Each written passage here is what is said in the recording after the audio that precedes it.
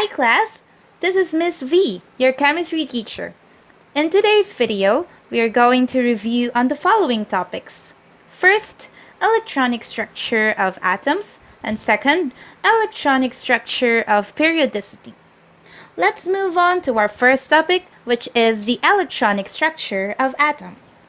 We all know that atom is the smallest particle of an element, and atoms are composed of even smaller particles called subatomic particles. So the subatomic particles are the electrons, the nucleus, which composed of protons and neutrons. So let's take a look at the structure of an atom. An atom has a tiny but massive core called the nucleus. And the nucleus, as you can see, contains the protons and neutrons. And around the nucleus are the electrons. Have you ever wondered how are electrons distributed in an atom? In an atom, the space around the nucleus is divided into three: the main energy levels, the sublevels, and the orbitals. The way the electrons are arranged around the nucleus of an atom is called the electron configuration. But before we proceed to electron configuration, let us get to know first what are the main energy levels, the sublevels, and the orbitals. Main energy level or energy level are the specific energy values of the electron. So the orbitals in an atom are grouped into energy levels, which is called the main energy levels. So they are numbered or labeled outward from the nucleus. It's like this. So let's say we have here an atom. And within this atom, this is an atom. And then within this atom is the nucleus. So this one is our nucleus. So let's just say this is within the atom. The nucleus and the space within our atom. As I have said a while ago, the space around the nucleus is divided into energy levels, sublevels, and orbitals. So for now, let's take a look of the energy levels. So energy levels are usually drawn like this. It's either by circle, semicircle, or like this. Curved semicircle line. So as I have said a while ago, that the energy levels are labeled by numbers. So numbers 1 for the first main energy level, 2 for the second energy level, 3 third energy level, 4 of course is the fourth main energy level. And they can also be represented or labeled as letters. Okay. It can be K, L, M, N, O, P, Q, and so on. Now, these main energy levels can hold a maximum number of electrons. Now for our case here, the first main energy level, this one, can hold up to 2 electrons. Oh, this is not working. Let's use this one. 2 electrons. And then the second energy level can hold up to 8 electrons. This one can hold up to 8 electrons. Number 3, or the third energy level, can hold up to 18 electrons. Fourth main energy level can hold up to 32 electrons. And so on. So it can go further. Okay, it can go further depending on how many electrons are there in that atom. As you can see, the higher the energy level, from energy level 1, 2, 3, 4, and so on, the larger it gets. it gets bigger. The circle, the semicircle that we have drawn to represent the main energy level, it will get bigger as we go further. So the bigger the energy level, the main energy level, the higher the energy of the electrons it can contain. As you can see, as we have observed a while ago, is that as we go further from an energy level 1 to energy level 2, and so on, the value of electron it contains also increases. So we have seen that energy level 1 can contain 2 electrons, energy level 2 can contain 8 electrons, and so on. So it increases as we go further. And as it goes further, of course, it gets farther away from the nucleus. Now let's move on to sublevels. The energy levels are further divided into sublevels, designated by the letters S, P, D, F, and so on, the number of which corresponds to the number of that energy level. So as you can see on our table here, we have the energy level and the sublevels. So for main energy level 1, we have a sublevel S. Energy level 2, we have S and P. Energy level 3, we have S, P, and D. Energy level 4, we have S, P, D, and F. So each sublevel has a set of orbitals, which we will later on see, which are equal energy. Now the orbitals is the region in space around the nucleus, where the probability of finding the electron is greatest. The chart below shows the number of orbitals for each sub-level. So we have sub-levels, S, P, D, F, and the orbitals. Okay, so for S, we have 1 orbital. For P, we have 3 orbitals. D, we have 5. And F, we have 7. Let's take a look at this chart. So in summary, we have here the main energy level. So the main energy level 1, 2, 3, 4, and so on. And the main energy level is divided into sublevels. So we have the SPDF. For our case, energy level 1 only has 1 S. For 2, we have S and P. For 3, we have SPD. 4, we have SPDF. And the sublevels corresponds the number of orbitals. So for S, we have 1. For P, we have 3. For D, we have 5.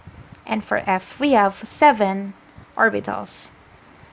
And in order for us to know or calculate the maximum electrons that those orbitals or the main energy level can hold, we just need to multiply the number of orbitals times 2 and just sum up the numbers or the values from the orbitals, and then we will get the maximum number of electrons as shown in this table.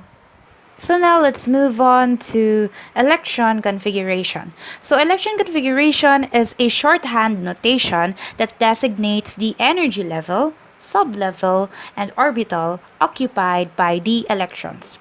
The sum of the subscripts in an electronic configuration is equals to the number of electrons present. Hence, it must be equal to the atomic number. Let's say we have an example. For electron configuration, let's say we have an element, hydrogen. So hydrogen has an atomic number of 1. Atomic number is equals to 1.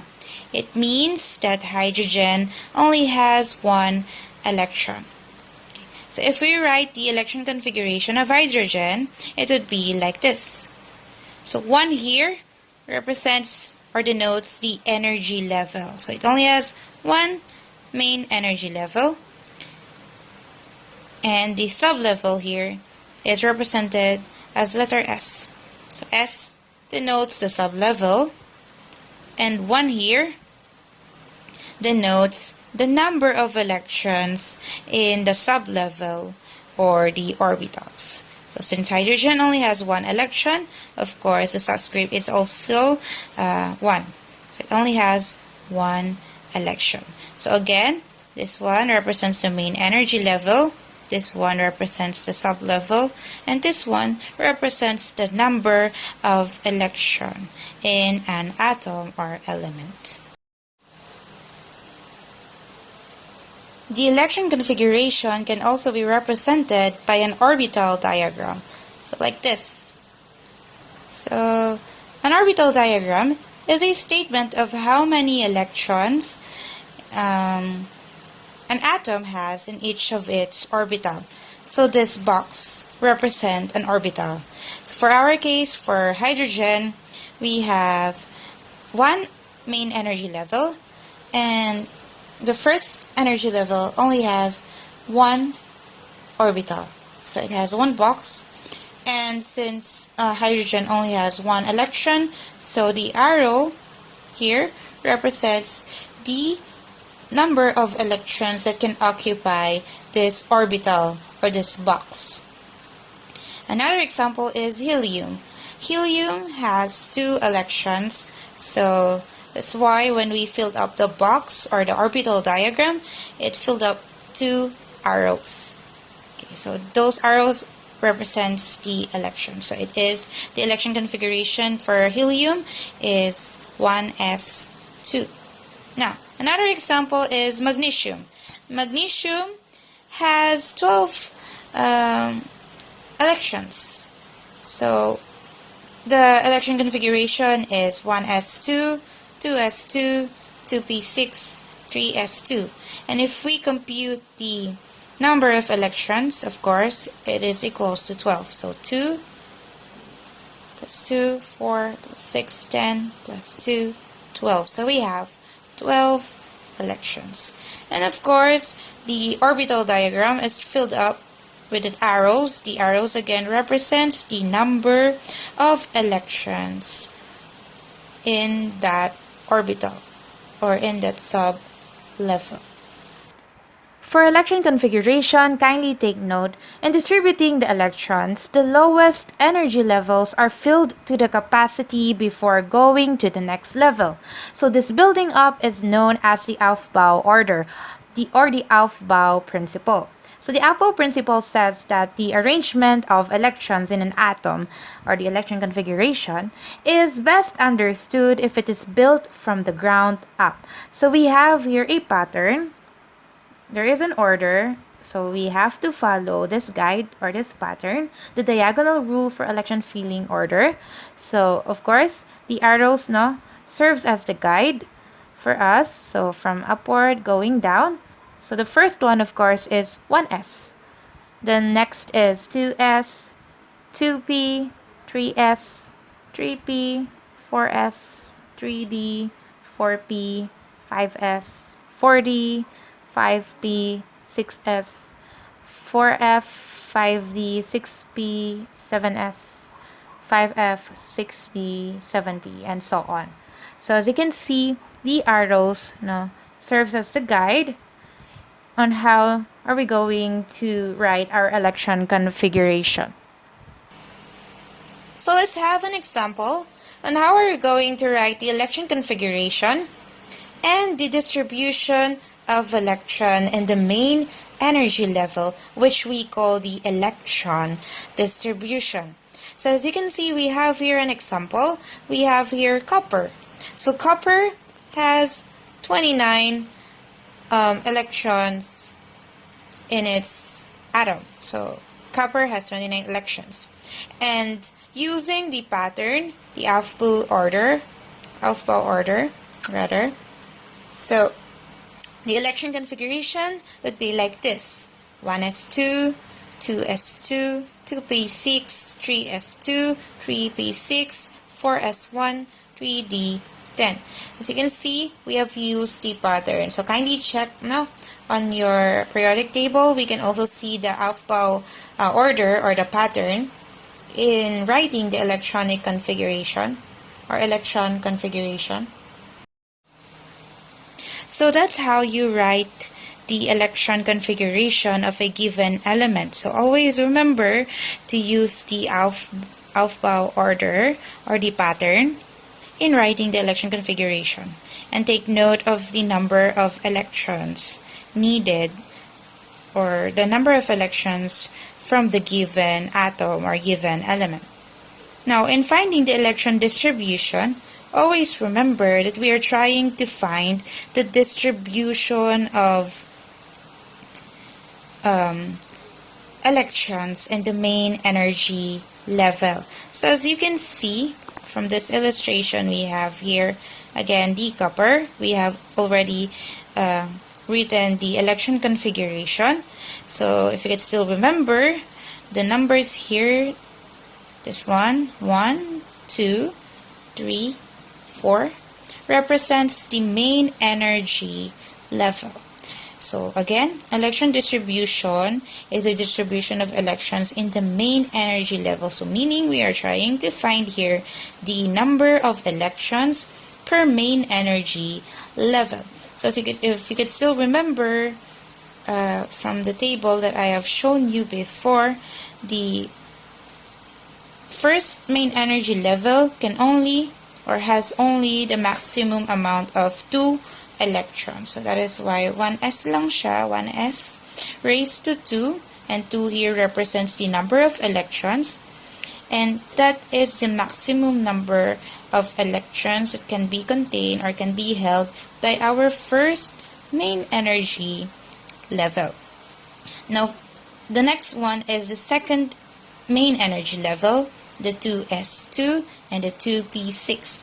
As you can see, the S sublevel can only hold 2 electrons, while the P sublevel can hold 6 electrons. Adding this up, we will get 8 electrons. Again, if we go back to the previous slides, that the main energy level or the second main energy level can hold up to 8 electrons.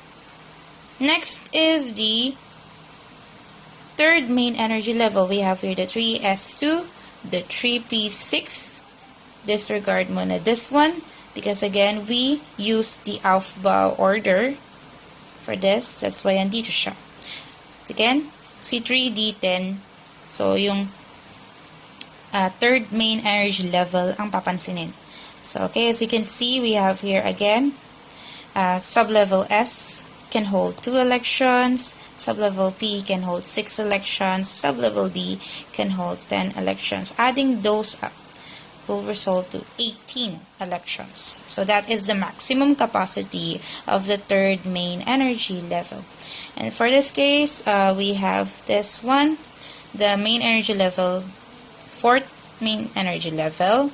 So dahil 29 siya, so, meron pa tayong natitirang 1 electron sa kanya napunta. So, that is why it is included into this one, in this electronic configuration, or electron configuration. So, kaya isa lang, kasi isa na lang yung natitirang electron na pwedeng i-hold niya. Again, take note that we have here, for copper, is 29 electrons. So, kapag binilang natin siya, ang lalabas, of course, 2 plus 8, 10, plus 18, 28, plus 1 is equals to 29 electrons. So, sakto lang. Sakto lang. So, that is the electron distribution. The distribution of electrons in the main energy level.